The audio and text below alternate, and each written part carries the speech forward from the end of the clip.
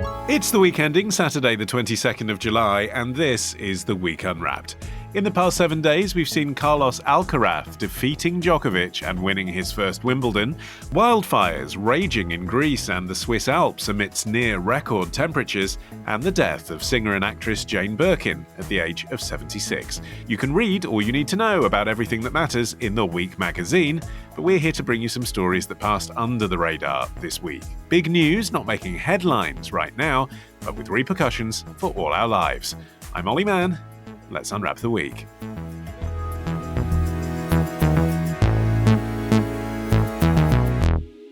And joining me today from the Week's digital team is Jamie Timson and Harriet Marsden. And from the Week magazine, it's assistant editor Leaf Arbuthnot. Harriet, you're up first. What do you think this week should be remembered for? Is our cocaine use getting higher? Drug misuse has gone through the roof. 23 kilograms of cocaine is used in London every day. Every day. There's more cocaine used in London than the combined cities of Amsterdam, Barcelona and Berlin. That's how bad it is. Chris Cordell, MD of Help Me Stop, a drug and alcohol rehab centre, speaking late last year. So Harriet, what's the story? So this week, new analysis of wastewater came out, which suggested that cocaine use in the UK could have risen by as much as a quarter in just 1 year. The National Crime Agency analyses wastewater in cities like London, Manchester, Liverpool and Birmingham to look for a compound that your body produces when it breaks down cocaine. So this is routine testing, but it gives us a better understanding or a better picture of what drugs we're using and how much compared with public surveys and drug seizings. Yes, and also compared with other countries in Europe, right? I mean, Britain is finally world-beating at something. Absolutely. It's not necessarily something we wanted to be world-beating for, but the UK is Europe's biggest cocaine market. That is an absolutely astonishing thing to come to terms with when you consider how much public health intervention and legislation that we've been doing in this country for the last 20 years. But it's not clear whether the stats that have come out about the wastewater are saying that it's down to increased use or whether it's down to improved testing. But if we look at the other statistics that we have, and they all together come together to paint this picture of a massive growing problem. So the UK being Europe's biggest cocaine market, more people are contacting rehab about cocaine addiction than ever before. Rehab UK says about 3/4 of their inquiries are cocaine related. And the typical age range is between 25 and 35. So it's massively on the rise among young people as well. And that's quite interesting, isn't it, Jamie? Because the cliche about Gen Z, which we've espoused many times on this show, is that they're kind of abstemious. You know, younger people are not drinking, they're going to the gym and they're having protein shakes. Well, they're also snorting coke. Yeah, and if the statistics are correct, it does look like it's become more common among young people. I mean, it's interesting if you look at the ONS stats. Cocaine is still mostly used by those in the highest income groups, with 3.2% of households earning £52,000 or more per year having used a Class A drug, compared to 2.4% of households earning less than $10,400.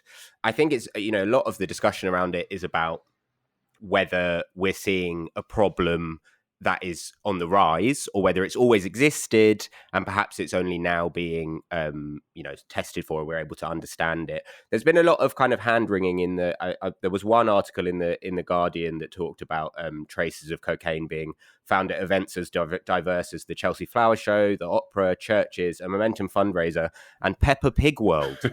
Can you imagine that, Ollie? I'm going to bite my tongue. I'm going there on Monday, so whatever gets you through. I mean, Leaf, when it comes to households earning less than £10,400, that is a household with not very much money to spend on anything. So let's disregard that. What's interesting is it obviously isn't just the Wolf of Wall Street demographic anymore, is it? It is middle class and lower middle class people that are consuming cocaine. So there was a really interesting case of during the England-Italy match in 2021, a man called Charlie Perry became notorious and kind of loved because he put a flare up his bum. And he said afterwards that he had drunk 20 cans of cider and banged a load of powder. So it's clear that cocaine has kind of crossed the Rubicon from financiers to football fans, and it's just so much more common now among all kind of stratas of society than it used to be. And is that because it's more affordable, Harriet? I mean, how much does it cost to get a line of Coke these days? The thing is, there are so many different factors here. Now, just on the football point, I know as someone who's been attending football matches all my life, I now prefer not to go with my 97-year-old granddad because the intensity of the aggression and the violence and the just unhinged atmosphere in a match is completely different to anything I've seen. And there's various reasons for that aren't just cocaine related that we can go back to in a minute. But in terms of the accessibility, it's never been cheaper. It's never been easier to get as well. So that's two different things there that are making a big difference. So the Albanian mafia have pretty much taken control of the UK's cocaine supply, and they're negotiating directly with cartels in Latin America, cutting out the middleman, which means it's cheaper. With technology like Signal and Telegram and Snapchat, it's also never been easier to get, and like you can order it to your door like takeaway. So these are the two big issues here. But it's also true to say that the official statistics don't really take into account the problem among poorer communities. So Home Office and ONS data, they don't take into account like the homeless community, for example, prisoners. There's a lot of people using cocaine that aren't being captured by this data. And I think another really interesting Guardian piece from last summer was written by Tabitha Lasley, who wrote Sea State. And she went to work in a chicken shop in Aberdeen, in a working class town. And she wrote about the cocaine use being absolutely ubiquitous there, not as a way to enjoy oneself, not as a way to have a good time, but as a way to get through the days, these awful shifts, these exhausting jobs. So it's true to say that it's no longer the remit of the Wall Street type, but it's also true to say that we're not getting the full picture with these hand-wringing articles that Jamie mentioned. And this kind of casual use, Jamie, it just being there, maybe doesn't account for what happens when you mix cocaine with alcohol.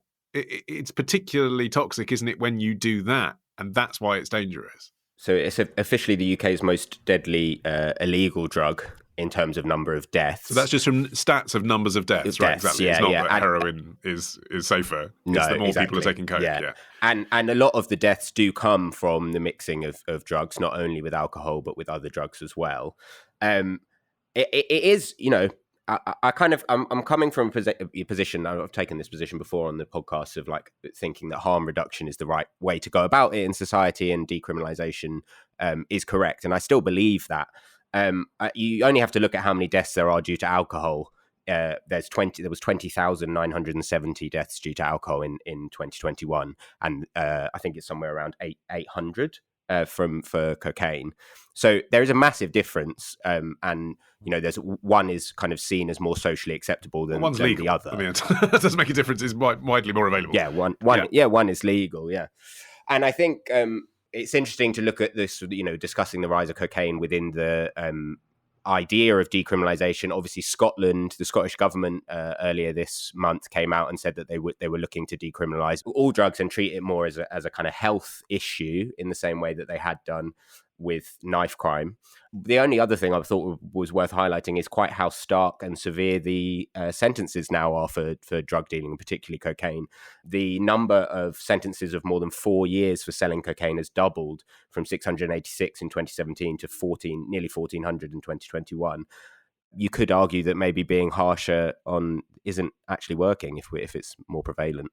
Leaf, what about this methodology, though, of looking through wastewater to find out what Britain is addicted to or taking? How much store do you think we can put in the results of those kinds of samples?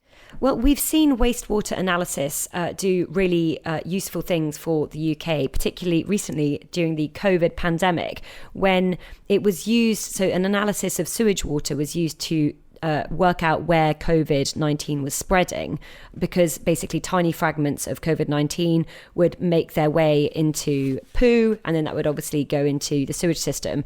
And so other countries began copying the UK's wastewater analysis. And Dominic Cummings, the sort of famous, Boris Johnson advisor, got really cross because the program to analyze wastewater was kind of shut down in order to save money. But there are lots of arguments for maybe having a more kind of routine analysis of sewage water, so that you can detect, for instance, outbreaks of polio and other things before maybe people are presenting themselves with symptoms. So I'm really pro wastewater analysis, and it seemed to me to be one of the kind of odd bright spots of the pandemic, that this method of kind of dealing with public health and outbreaks of viruses and things came into the light and turned out to be really useful during the pandemic. So hold on, Harriet, does that mean that it's possible that cocaine's in our drinking water too? No, it's not. It's actually really interesting, connecting both what Leaf and Jamie said. Ironically, part of the reason that we're finding more traces of this compound in Britain's water supply, the compound that the body produces when it breaks down cocaine, it's ironic because a lot of that could be to do with how pure the product is now, which is directly related to a piece of legislation called the Serious Crime Act of 2015, where basically the government made it illegal to import stuff that usually people cut cocaine with, so benzo cocaine, for example. And because of that piece of legislation, we have basically ended up with a purer, more attractive product. So just linking those two things there, I also do very much err on the side of decriminalization and towards harm reduction. But there is another aspect here that I think is really key, which is all to do with how nightlife has changed in the UK. Like a huge component of our nightclubs, our live music venues, and our pubs have shut down in the last 20 years. And that has increased since the pandemic. That is directly linked to the changing the way people consume drugs and how they do and where they do and in what for what purpose and what context. So there is something to be said there for that link. And I also do think, though, it's important to see the other side, which is when you look at decriminalization options in the UK, you do actually risk outsourcing the violence and crime related to the drug trade to Latin America, because that's where it's coming from. We're not getting high on our own supply here. We're outsourcing the problem elsewhere. Yes, and that supply chain, Jamie, involves slavery, doesn't it? And yet so many of the users of cocaine in this country would very much define themselves, I'm sure, as anti-slavery. Yeah, and I think there's a kind of stereotype of the middle-class drug user that it's almost like you're viewing it as a kind of poor economic choice, the same way that people wouldn't choose, like a kind of poor consumer choice in the same way that you wouldn't use a blood diamond or conflict gold. You shouldn't choose to use cocaine because you are basically not thinking about what's going on somewhere else. I guess the idea with harm reduction or decriminalization is more about the effect that it's having on the people in the country at the moment. In our country, the worry is like about not making perfect the enemy of good. If you're then saying like, yes, we're having fewer people dying on our streets in this country, but what about elsewhere? Okay. Jamie, you're up next after this.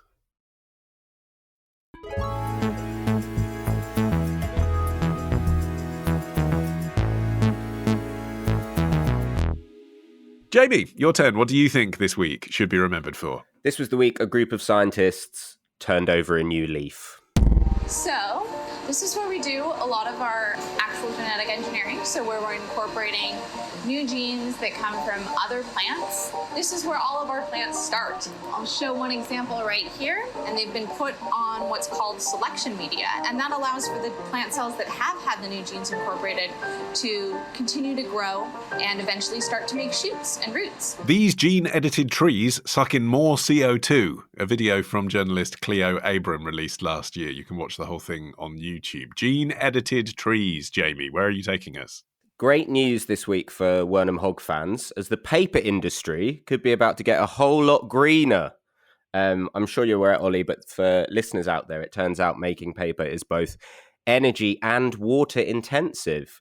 To give an example, in 2021, the industry's global carbon footprint was estimated to be, so it's the paper industry, estimated to be 190 million tons, a figure that is expected to rise until 2030 when paper production is projected to peak. So these scientists in North Carolina State University have managed to work out a way to gene edit poplar trees, which I'm sure everyone knew were the ones that make paper. Engineer poplar trees so that they are greener. You are going to ask me how. Are you, Ollie? I'm going to ask you, what's lignin? Oh, it's all about that. That's an even better question. Yeah. So one of the biggest energy drains in the paper making process is the removal of lignin, which is a polymer from wood.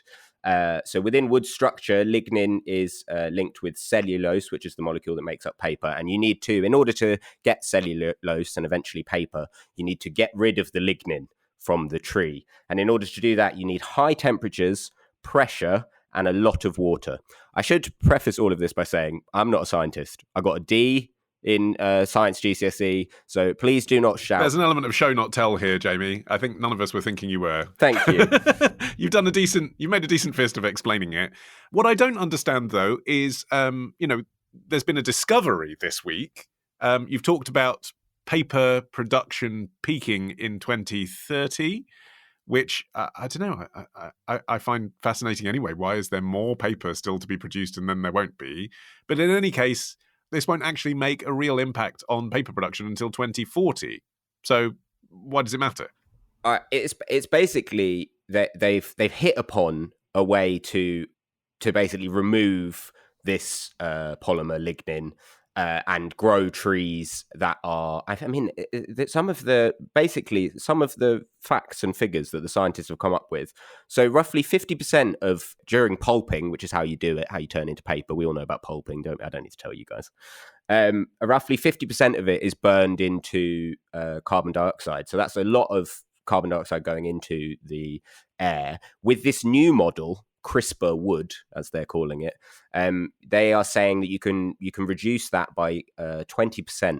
So a much better global warming potential. And the other aspect to this is that if you can, it's much cheaper and easier to gene edit trees than it is to gene edit quite a few other things in using CRISPR in like humans or gene edit like plants and stuff. So it's got a potential to affect a lot more people gene editing trees than any other kind of gene editing.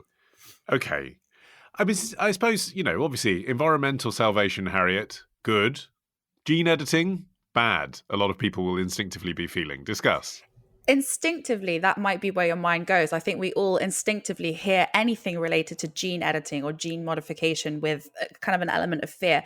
I do think it's important to just establish what the difference is between gene editing and gene modification. So gene modification, which is already in use in a wide range of contexts and industries. Gene modification, or GM, is where you remove a gene from an organism and put it in another one. So that's a completely different thing to what we're talking about here, which is gene editing. And that's where you tweak like an existing bit of the DNA of an organism. And it's almost impossible to detect. It looks like a naturally occurring mutation. It is absolutely huge in terms of its potential benefits. Like, this is a really, really, really exciting thing. One of the main ways that gene editing is possible is with something called CRISPR. So this is what Jamie's talking about here, is what they're using with the trees. So this kind of burst onto the scene in 2012. And actually the two female scientists that discovered that lots of bacteria produces these proteins that can cut DNA at certain sites, that actually won them the Nobel Prize in 2020, which is the first time that two women have won the Nobel Prize. So Emmanuelle Charpentier and Jennifer Doudna. Hope I'm pronouncing that right. It's really, really exciting. But to your question about, is this bad? The International Committee ruled that year that it wasn't ready for any human embryo alteration, but didn't rule out the possibility for the future. And it's really exciting because it's a huge, huge achievement in 10 years, just 10 years, all this different potential. And actually, the world's first CRISPR treatment will probably soon be approved by regulators for sickle cell disease. So that's hugely exciting. And most of the CRISPR trials involve treating cancer. and others involve treating inherited conditions. So the possibility for benefits are vast. Okay, Leaf. So Harriet's very excited about all of the potential for this, but how CRISPR affects human cells is not yet fully understood, is it? So there are sort of moral concerns. For instance, in 2018, a Chinese scientist announced that he'd used CRISPR technology to edit the genes of human embryos, and that this led to the world's first genetically modified infants. I think he was doing it to offer children whose, I think their parents or their father had HIV and the mother was not. And so he was trying to ensure that they didn't inherit HIV. So it was all kind of in a good cause, but everyone went mental about it. But he still went to prison, didn't he? Yes, he did. Yeah. He went to prison, and there were all sorts of worries that there's a kind of, it's a bit of a taboo to be editing DNA, but clearly some people have forgotten that it's a taboo and are just going ahead with research that many people, whether they're religious or not, find really troubling. And that there was a study in 2020 that found that sometimes when you use CRISPR technology, it can wreak genetic havoc so specimens, instead of just quietly accepting the edit, the cell isn't kind of, it isn't left sort of in pristine condition in the DNA. So I think we're at a really early stage with this technology. And while I am basically an optimist about it, I think there are things that we don't know about the long-term implications. Yeah. But we'll never know those things, will we? We'll never know those things until a baby does have their genes edited and then they reach the age of 90. We'll never know what the long-term implications are. That's how long it will take. Yeah, and it won't just take one baby. It'll take a statistically significant number of babies. Yeah. So when's that ever going to be okay to say, yes, let's do it, when you're talking about human lives? Well, I think probably, yes, that some countries will decide that they want to be first in the race. And so I don't think it's particularly realistic to expect this line to hold forever and ever and ever, especially if this technology has the ability to, confer what looks like health to populations. So I'm not expecting us all to be sort of pious and not use the technology forever. Where else do you see this going, Jamie? Well, I think one of the interesting things I was just going to mention about the trees thing, to go back to the trees, is that in order they're pairing up machine learning with CRISPR. So basically, in order to work out which specific genomes to edit, or which specific part of the genome, to be fair, to edit, it would have taken them a much longer time, because trees have like a much more complex, because they're alive for such a long time, they have a much more complex genome than a lot of other organisms. So, but they managed to use machine learning, AI, basically, to focus in on the correct bit of the genome to edit. And I think that's an interesting, we've sat on this podcast quite a lot talking about the fears around AI. And I guess the worries with CRISPR and particularly with machine learning, if they're used together, is that, when we're messing about with genetic heritage, say, to be fair, that in the International Summit on Human Genome Editing, which was held this year in London, they did say that there's no heritable human genome editing remains unacceptable. So that would be basically going in and changing what people look like, or anything you can inherit from your parents. They have said that's unacceptable. But should that no longer be unacceptable and you pair it up with machine learning, we're in a bit of a dangerous situation, I would say. Also, just regards the environment, Harriet. Like, on the one hand, this seems like good news, doesn't it? We found a way potentially to make trees that don't damage the environment so much that when they're turned into paper, which we need. But on the other hand, like, across all environmental activity, there's this equation around consumption where really it might be better if we just stick to the simple message of consume less paper in the first place, rather than trying to scientifically evolve things so we can carry on growing in our consumption, because ultimately the equation is still going to work out badly for the world. I think it's to do with harm prevention rather than necessarily trying to cure an already existing issue. We're looking at how to prevent or how to minimize damage in the future, which I think is genuinely a better approach than trying to cure the ills and travails of what we already have. But it's also it's about the potential, right? It's about the potential that could be far, far beyond this one issue or this one type of tree. But it's worth noting, just going back to the embryo debate, which I think is where it gets really charged and where people really freak out about this. It's worth noting that while, as Jamie said, there's almost total agreement right now that nobody should be doing what's called heritable genome editing, it's worth knowing that, which is what surprised me when I read about this story, almost every inherited genetic condition can already be prevented by existing forms of screening. So we already have the capacity and the technology and the legislation to do exactly what this would also be doing. Now, obviously, CRISPR is risky because it's not guaranteed to fix the disease-causing bit in all the cells in all the children's bodies. And as you said, the potential for mutations down the line, like that is a risk. But if you have a bunch of embryos and you've screened them for heritable disorders, is it better to discard all of those, or is it better to edit the ones you've got? I don't know. I don't have the answer to that question, but I do think that it's worth asking. And is it worth asking it on paper, Leaf? And just a final point on this, were you surprised that paper production has yet to peak? I mean, what are they printing? Instruction manuals for Kindles? I think I wouldn't be surprised if it's it's a kind of tracking rough, population levels. We know that the population globally is still growing, but it's not predicted to peak for a little bit. And so, I was just looking around my kitchen where I'm sitting, and I can see, a couple of cookbooks, some paper napkins, an old pizza box.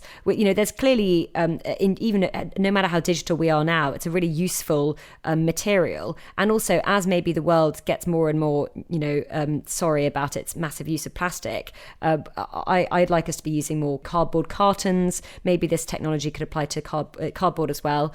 So I think that the need for paper is obvious, and that it is a shame that this technology probably won't be useful until the 2040s, but better late than never. The evolution of the pizza box. Now you've got my attention.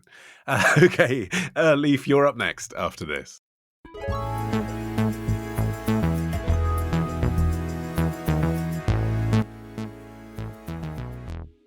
All right, Leaf, you are finishing the show. What do you think this week should be remembered for? Super speed watching.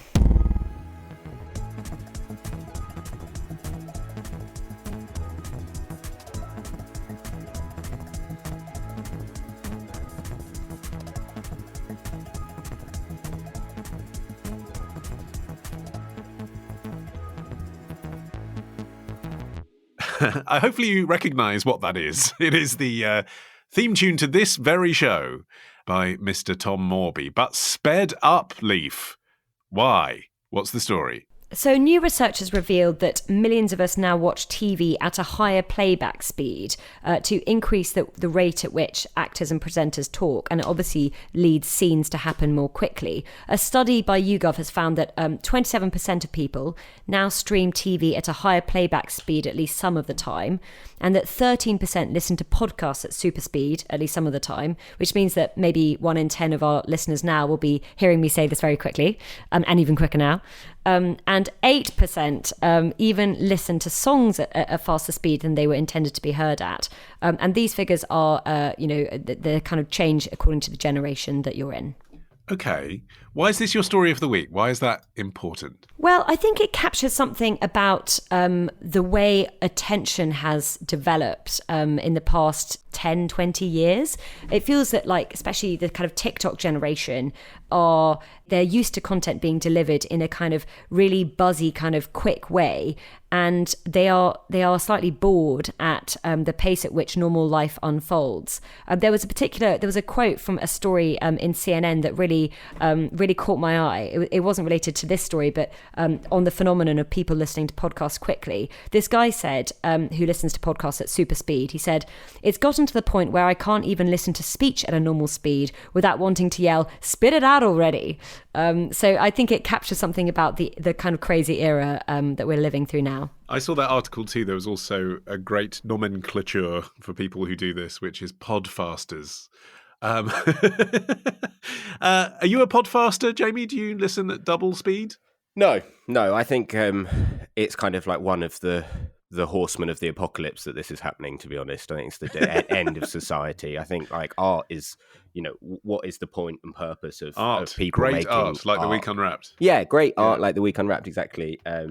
Is made to be consumed at the speed that it's made at. And I think that unfortunately we're living in a world where this is terrible. Now, that's my opinion, but I have also had a read of other people's opinions because I like to expand my brain a bit, Ollie. And another side of this is that potentially people demand more from their content, so that young people are actually saying, entertain me more. If you can't keep my attention at normal speed, perhaps it can keep my attention at a quicker speed. And I think maybe, particularly if you're watching some of the stuff that's come out of Netflix, or particularly some of the true crime podcasts, it's very samey and actually isn't that entertaining at maybe 1.0 speed. But at 1.5 speed, when people want to just kind of gorge themselves on as much content as they possibly can, that's a good thing. The last thing I might mention is just that I wonder if this is connected to the UK's rise in taking cocaine. People just wanting to listen and as quickly as possible. Or is it just transactional in a different way, Harriet? Is it that, people have less time? I mean, I think when we're talking about fiction, it is a slightly startling thing, and I would be inclined to agree with Jamie. Fiction should unfold at the pace that the creators have decided, and if you don't like it, you probably shouldn't watch or listen to it. But when it comes to a show like this, which isn't art, we are debating the news, we're giving people opinions. Some people can handle those opinions at 1.5 speed and mean that they only have to listen for 25 minutes, and they only have 25 minutes. What's wrong with that? Well, I have to say, I'm pretty surprised by all this pearl clutching here. Yes, it could be related to a attention situation, but there were plenty of over 50s in the study that said they were doing it too, to skip bad bits or boring bits or scary bits. You mentioned fiction, and you say that we should allow fiction to unfold as it's meant to be. But are you saying that you've never skipped bits in your book? I accept your comparison. I'm just saying, I think that the knee-jerk tendency here is to connect this with a kind of attention deficit and also time poverty. And I do think that those are definitely factors.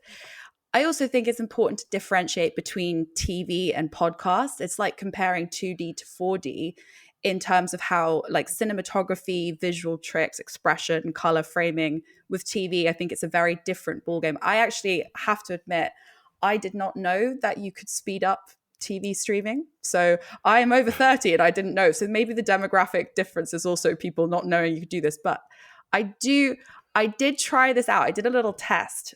Oh, yeah. I did a test at home yesterday. I listened to an episode of The Week Unwrapped from last week at 1.2 speed. So that's not even 1.5. You can't tell, can you? I actually found it was a little bit more difficult for me to take in information. Did you? Okay, yes. Well, there's a lot of dense information to communicate in this show, obviously. All modern human invention is around making things easier, quicker, more convenient, on demand. I mean, I personally love the fact with podcasts, you can actually wind it back and listen to bits again. So it's the same idea. We're making use of new technology, but I did find that when I listened to The Rest is History, another podcast I listen to regularly, and I tried their episode, I found that I couldn't tell the difference at all. Not even slightly between speed 1 and 1.2. 1.5 was a little bit faster, but it didn't decrease my enjoyment or taking in of information at all. So I suppose it depends what you're taking in. Well, what you aren't taking in is the silences as they were originally developed within a conversation, Leaf. And that I'm concerned about that a bit, because I do listen to things at 1.2 myself. When I just need some information, I'm listening to a podcast to get some information like I would be reading an article. It is like speed reading. But I notice that if someone's asked an awkward question, for example, the natural silence in the cadence of their speech has been shortened too, and I don't get a sense of that. Yeah, and you can get some podcast apps offer an option to take out the silences between words, so the pauses, which is basically like removing a space, between, if you're reading a text, if you'd read it all smudged together.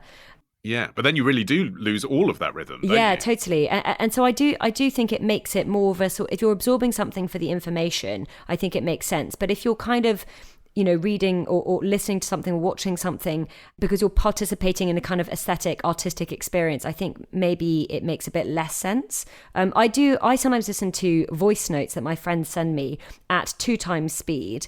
Normally not on first go, but if I've been sent a voice note, and I haven't got, and I listened to it when it landed, but then I want to reply to it a week later, then I'll listen to it on 2 times speed so I can remember what the points were.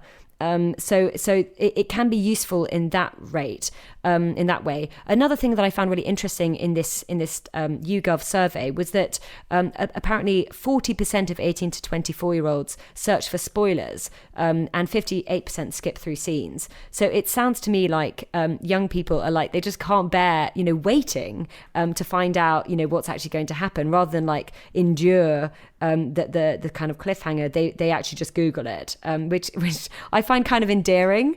I think maybe it's just a symptom of youth, like just impatience. You want to do stuff now. Well, but is it attention deficit, Jamie? Or is it actually, I mean, it could be both, of course, but is it actually that attention has evolved and become more sophisticated because people are consuming multiple devices at once? They might be having a conversation whilst they're watching TV. People put subtitles on too now, don't they? Even if they don't require them. Because there's just so much stimulation. So it's not that they've got less attention, they've kind of got more. They're spreading their attention and they've become more sophisticated consumers. We can all sit here and say like, oh, they're doing it wrong, which is a kind of classic, slightly older generation to a younger generation. You're not enjoying the things in the right way. You're not enjoying life in the right way. But I think that there is an element of truth to them demanding more from their content and wanting to get through stuff more, and like things have to change in order to accommodate them. I think what is interesting is, like, I was talking to someone before we recorded this about the concept of it, and they brought up that there's quite at the moment now a bit of a dichotomy between like the rise of therapy and like deep individual study and like looking within and understanding yourself, and then this complete rise of like quite mindless content, and how these are like two very extremes. You've got one where you're meant to sit with your feelings and go through it, and then you go and sit on the sofa and you watch like 10 episodes of Real Housewives and switch off, and there's nothing really in between the two. Like, you're sitting there in therapy thinking about your stuff, and then you're going and switching off. There's no real kind of middle part, and actually maybe that's why society's going downhill.